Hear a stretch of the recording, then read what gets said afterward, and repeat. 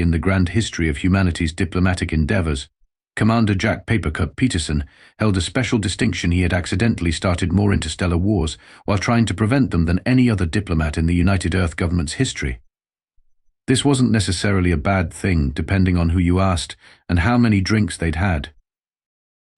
"Your track record speaks for itself," Commander Admiral Chen said, reviewing the holographic display of Peterson's career highlights.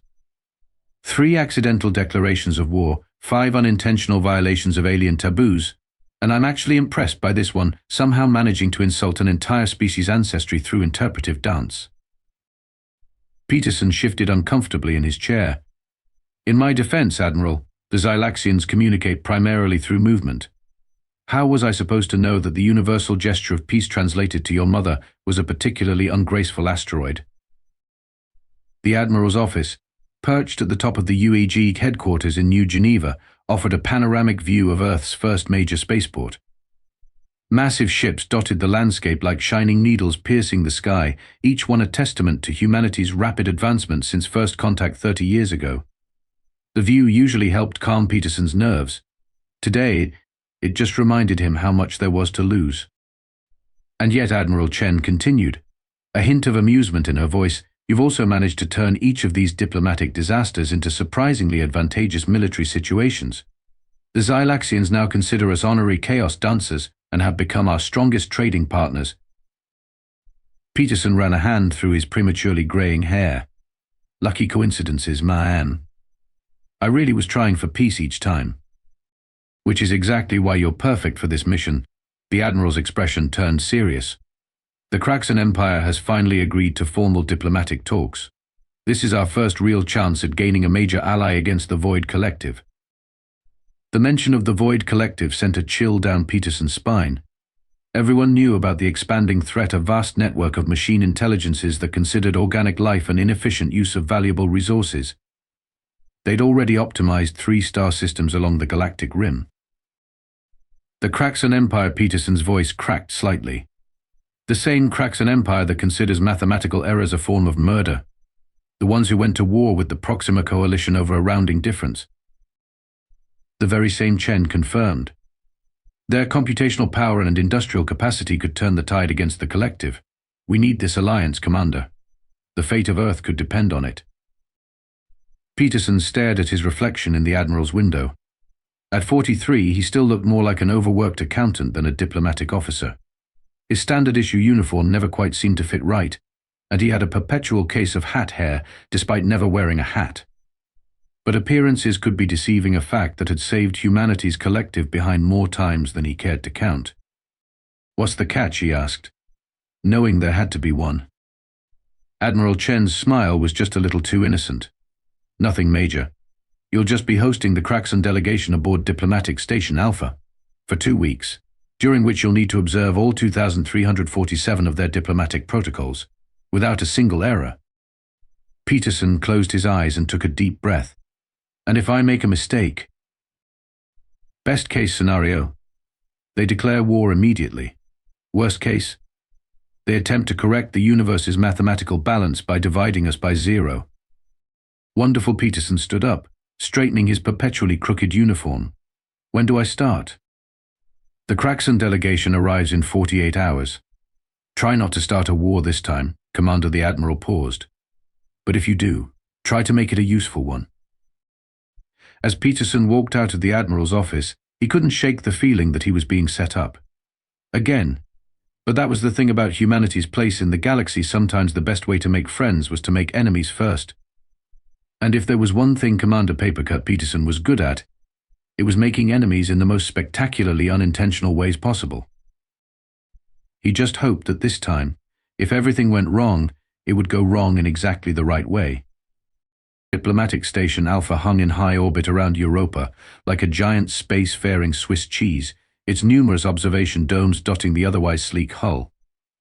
Commander Peterson stood in the primary reception chamber, surrounded by his carefully selected diplomatic team and enough computing power to calculate pi to the millionth digit, a necessary precaution when dealing with the Kraxon.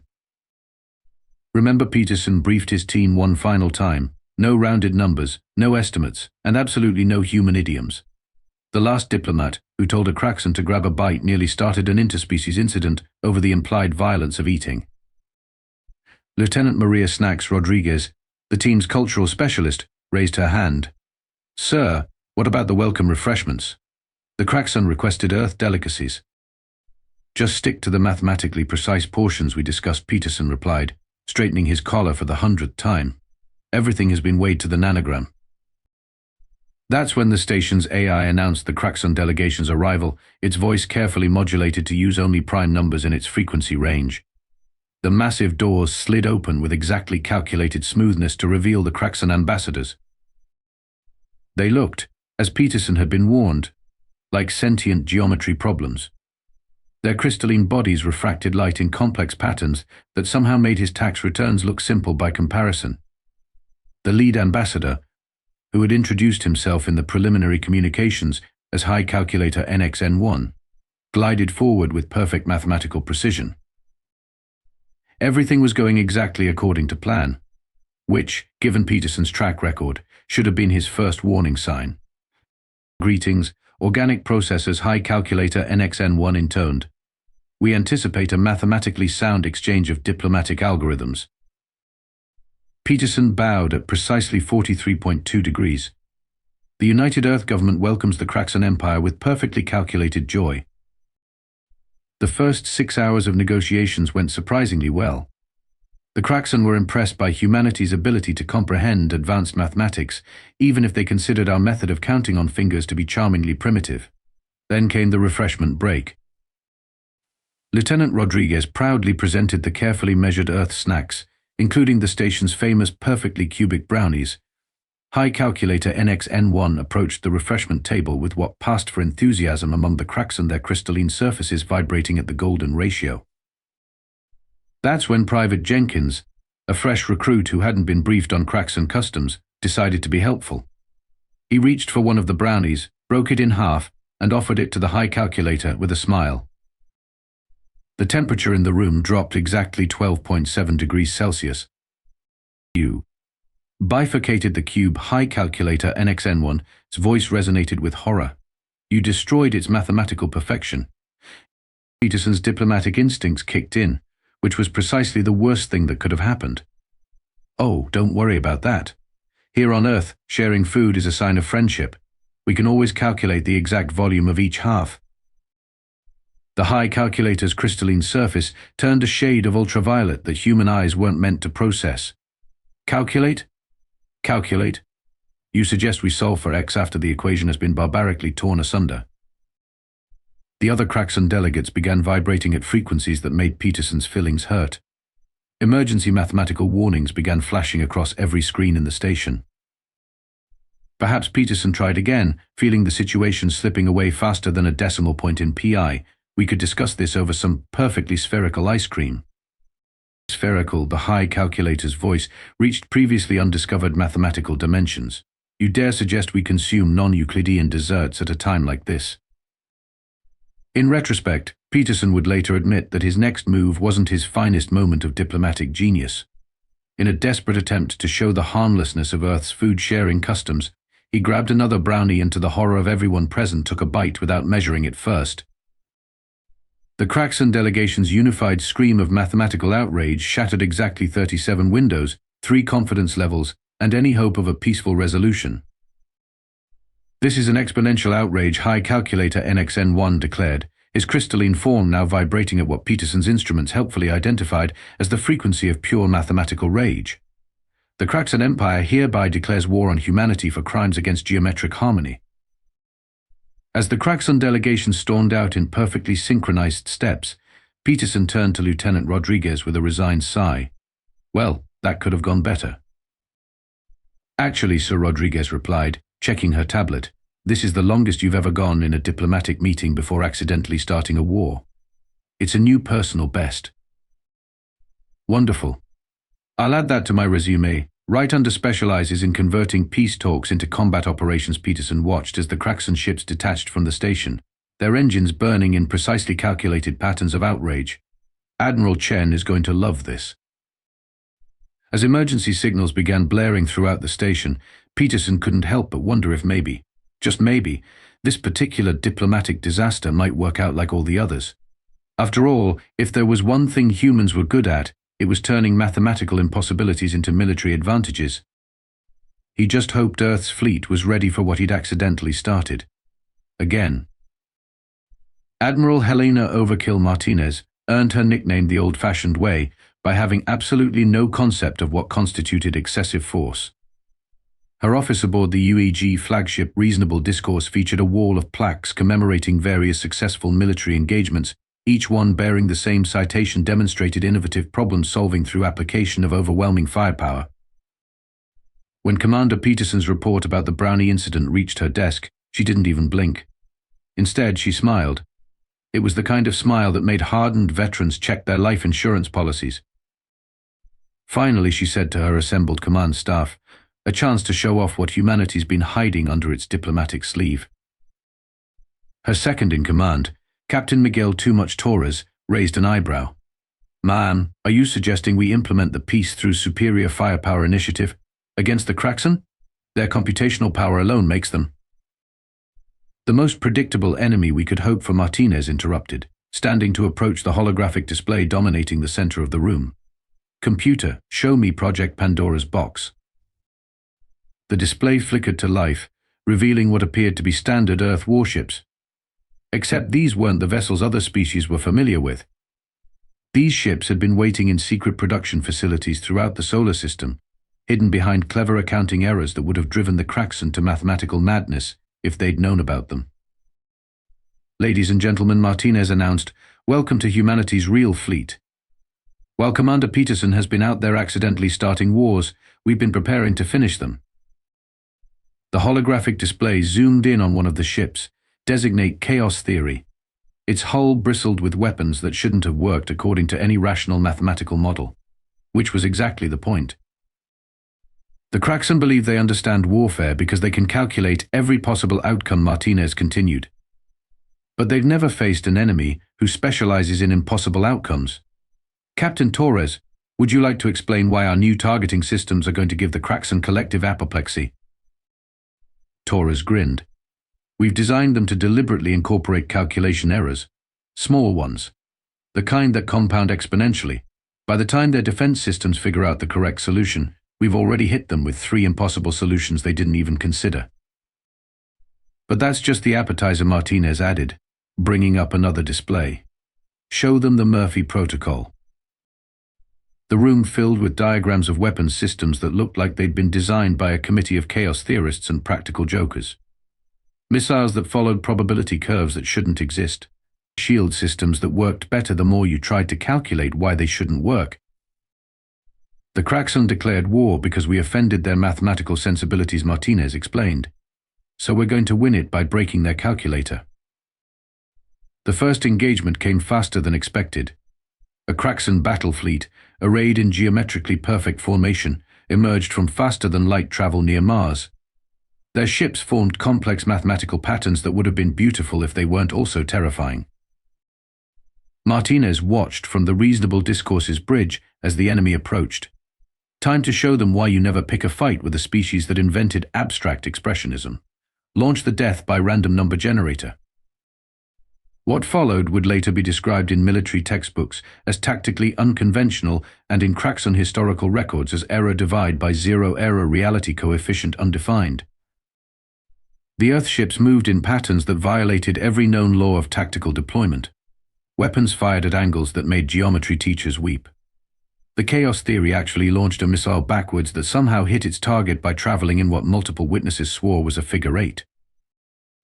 Their shields are at 87.3529411764706%, a sensor operator reported. "Perfect," Martinez replied. "Deploy the roundup protocol." "You don't mean?" "Oh yes. Round everything to the nearest whole number." The effect on the Kraxon fleet was immediate and devastating. Their perfectly calculated defensive formations began to break down as Earth's weapons deliberately introduced rounding errors into their targeting solutions. Ships designed to operate on perfect mathematical principles suddenly had to deal with the mathematical equivalent of a headache. Torres reported, barely containing his glee. "They're trying to calculate our attack patterns using standard combat algorithms. Should we show them why that's a mistake? Martinez's smile would have made a shark check its privilege. Initiate the pi is exactly 3 protocol. The resulting chaos was magnificent. Kraxon ships, unable to process the deliberate mathematical heresies being committed against them, began executing emergency maneuvers that looked suspiciously like mechanical panic attacks. 3 vessels actually appeared to blue screen. Send the message, Martinez ordered. The communication was brief, elegant, and carefully calculated to cause maximum mathematical distress. Your calculations are off by 0.3333, 3333, 33333333, 33333333. The Kraxon response was immediate. Cease this irrational behavior at once. Makers Martinez replied, and terminated the connection. As the first battle of the human-Kraxon war drew to its chaotic close, Martinez turned to her crew. Ladies and gentlemen, I believe we've just demonstrated why you should never start a war with a species that considers close enough a valid mathematical principle. The Kraxon fleet retreated in what they would later insist was a tactical recalculation of strategic variables, but what everyone else would call running away from the crazy humans and their impossible math. Back in her office, Martinez drafted her after-action report to Earth Command. It read, simply phase 1 of beating them with illogic successful. Requesting permission to proceed with operation, make calculator go boom. P.S. Tell Peterson he's earned a commendation for starting the most tactically advantageous war yet. She looked out at the stars, knowing the Kraxon would be back. But this time, they'd be facing an enemy who had turned mathematical imprecision into an art form. And humanity was just getting started. Chief Engineer Tommy Duct Tape Rogers had a philosophy about technology: anything can be fixed with enough duct tape, WD-40 and creative swearing. If it moves and shouldn't, use duct tape. If it doesn't move and should, use WD-40. If neither works, invent new swear words until it does. This approach horrified most alien species. It absolutely terrified the Kraxon. What do you mean? You percussive maintained the quantum harmonizer high calculator NXN1. His voice crackled over the captured communication channel. The Kraxon commander had been monitoring a human repair operation on a damaged Earth vessel, and his mathematical sensibilities were being violated in new and exciting ways. Rogers, elbow deep in the ship's engines, responded while holding a wrench between his teeth. Listen, sometimes you gotta smack it to make it work. We call it mechanical encouragement. The sound of Rogers banging on quantum-sensitive equipment with a rubber mallet caused 3 Kraxon observers to crash and require emergency rebooting. But it was about to get so much worse for them. The real breakthrough came when Lieutenant Maria Crash Test Patel discovered something incredible about the Kraxon's advanced AI systems. She found that while they could process complex mathematical equations at incredible speeds, they completely fell apart when faced with human-style improvisation and, more importantly, ancient human software. Sir Patel reported to Admiral Martinez, trying to contain her excitement, "You need to see this. We loaded Windows 95 onto a quantum computer and aimed it at the Kraxon fleet." Martinez blinked. "You did what now?" "The blue screen of death, man. It turns out it's transmittable to Kraxon systems. Their ships are so perfectly optimized that when they try to analyze our deliberately inefficient code, well, watch." The flagship's main screen showed a Kraxon vessel attempting to scan the human computer system. Its sensors detected an operating system so illogical, so magnificently unstable, that it immediately tried to force quit reality. "They're running on the assumption that any advanced civilization would use perfectly optimized code," Rogers explained, having been called to the bridge to witness his theory in action. "Their AI literally cannot process the existence of software held together by digital duct tape and prayer." Martinez's grin could have powered a small city. "Are you telling me we can win this war with bad code?"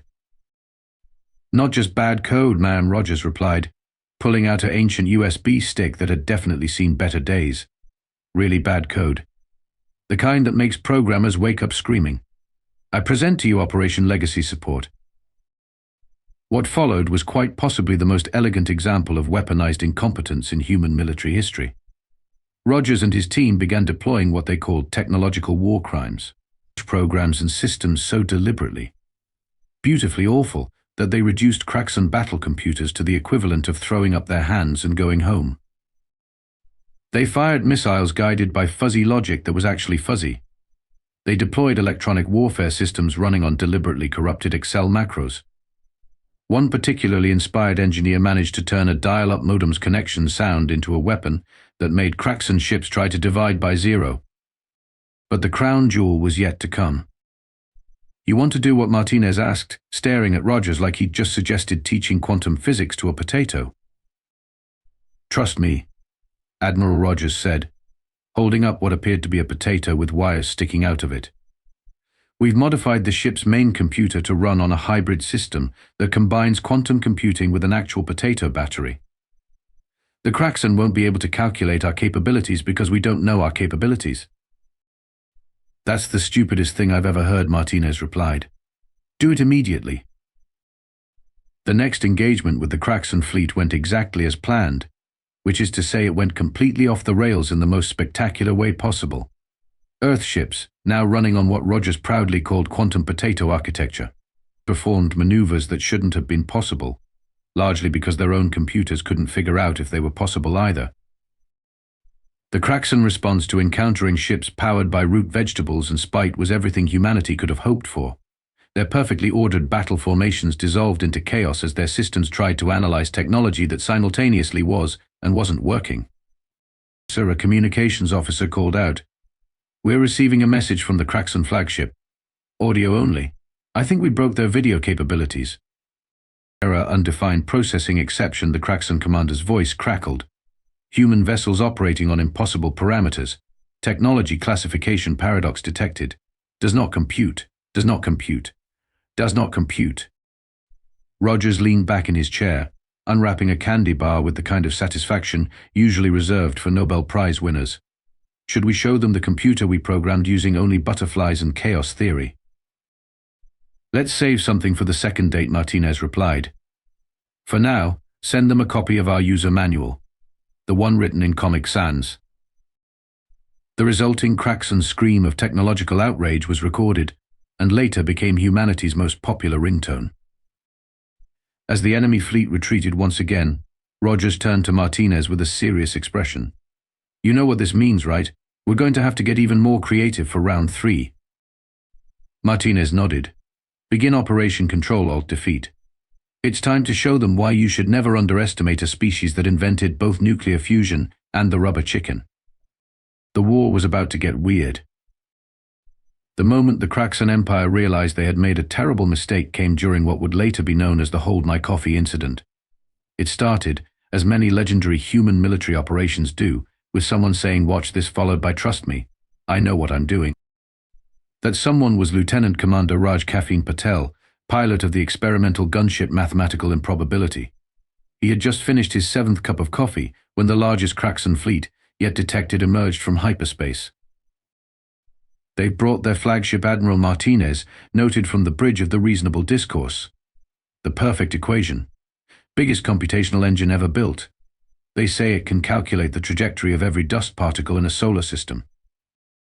"Cool," Patel replied, taking another sip of coffee. "Hey, Admiral, remember that maneuver I theorized? The one that made the simulation computers explode?" Martinez's eyes narrowed. "The one that 3 different physics professors said was impossible." "That's the one." Patel handed his coffee mug to his co-pilot. "Hold my coffee. I'm about to test a theory." What followed would be discussed in military academies for generations to come, usually accompanied by heavy drinking and existential crises among physics professors. The Mathematical Improbability executed a maneuver that, according to all known laws of physics, should have torn both the ship and local space-time into confetti. Instead, it created what witnesses would later describe as a loop-de-loop in reality itself. Aboard the perfect equation, High Calculator NXN-1 watched in horror as his ship's primary computational engine attempted to process what it was seeing, failed, attempted to retry in safe mode, failed again, and finally displayed the mathematical equivalent of "I quit." "Impossible," the High Calculator screamed, his crystalline form vibrating with distress. Their ship just performed an operation with 17 different undefined variables. The pilot can't possibly have calculated. "Oh, he didn't." Martinez's voice came over the command channel, heavy with amusement. "He just thought it would look cool." That's when the high calculator noticed something even more terrifying. Every human ship in the fleet was positioning itself for similarly impossible maneuvers, and based on their communications chatter, they were treating it like a competition. Did you see that Patel's voice echoed across all frequencies? Hey Rogers, bet you can't do it with a barrel roll. Hold my wrench, came the reply. The next 15 minutes would later be classified as a war crime against mathematics. Human ships performed maneuvers based not on careful calculation, but on what various pilots thought would look awesome. The Kraxon fleet's tactical computers, trying desperately to predict trajectories, began suffering what could only be described as nervous breakdowns. But the true horror for the Kraxon came when they intercepted and decoded the humans' tactical database. What they found shook their crystalline forms to their geometric cores.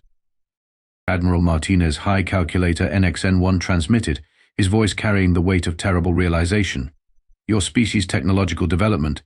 It's not primitive at all, is it? Martinez smiled. Took you long enough to figure it out. Ever wonder why we still use such inefficient technology alongside our advanced systems? Because the high calculator replied slowly, pieces falling into place with horrible clarity. You're preparing for something. Something that would render pure computational warfare useless. Give the calculator a prize, Martinez said. We've known about the Void Collective longer than we let on.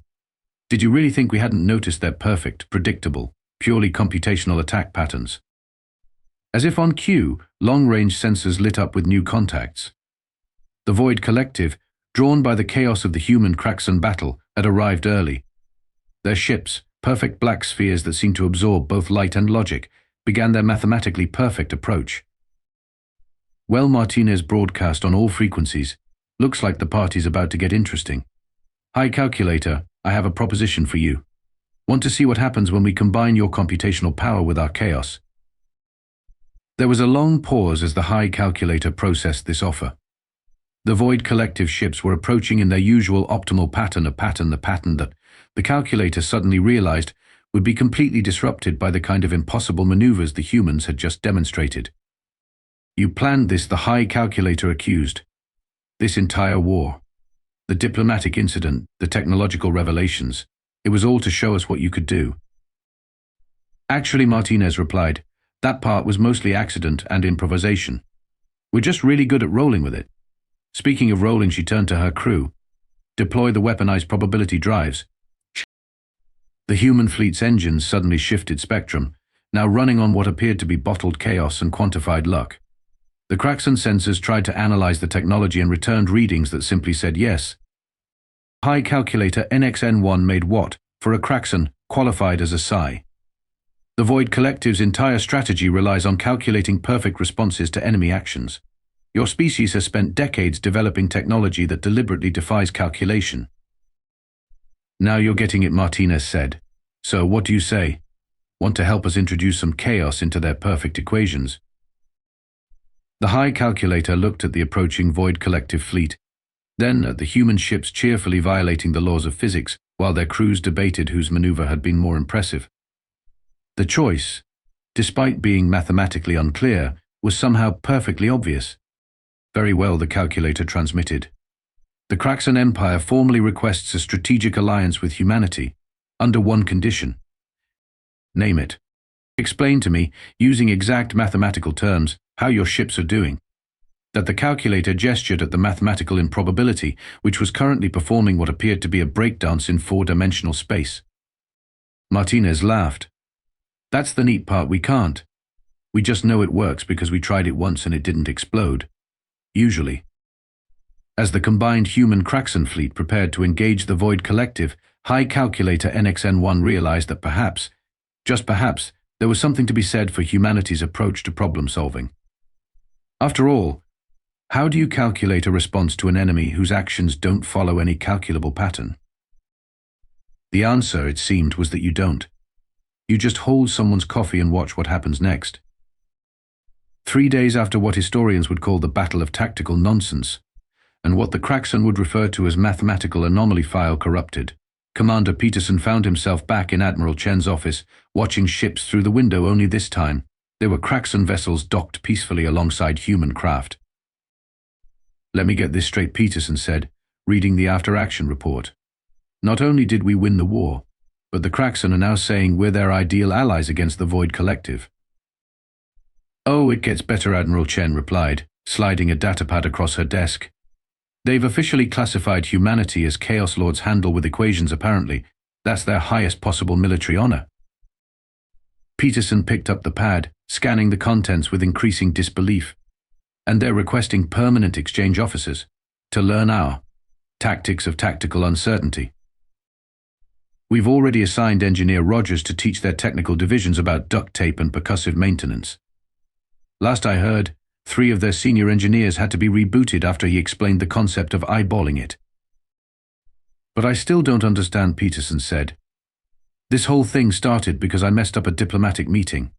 Again, how did we end up with exactly what we wanted? Admiral Chen's smile turned surprisingly crafty. Did you really mess up, Commander? Or did you expertly manipulate a situation to achieve precisely the outcome we needed? Peterson blinked. Think about it. We needed to show the Kraxon our true capabilities without revealing we were doing so deliberately. We needed them to understand why our primitive approach to technology might be the galaxy's best defense against the Void Collective. And most importantly, we needed them to reach that conclusion on their own. But the brownie incident was perfect. Chen stood up, walking to a wall display that showed the combined human Kraxon fleet performing training maneuvers. Some of the Kraxon ships were actually attempting to copy human-style random trajectory jumps. You didn't just start a war, Commander. You started exactly the right war, at exactly the right time, in exactly the right way. Peterson sat in stunned silence as the implications sank in. Are you saying that you might be the most brilliant diplomatic strategist in human history? That your supposed failures were actually carefully orchestrated successes? Chen shrugged. Or maybe you're just really lucky. Either way, the result is the same.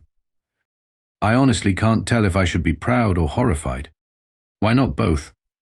It's the human way. Chen handed him a new set of orders. By the way, the Void Collective has requested emergency diplomatic talks. Something about addressing the chaos infection spreading through local space we're sending you. Peterson stared at the orders, then at Chen. They want diplomatic talks with the guy known for accidentally starting wars. Accidentally? Right? Chen's smile would have made a poker player nervous.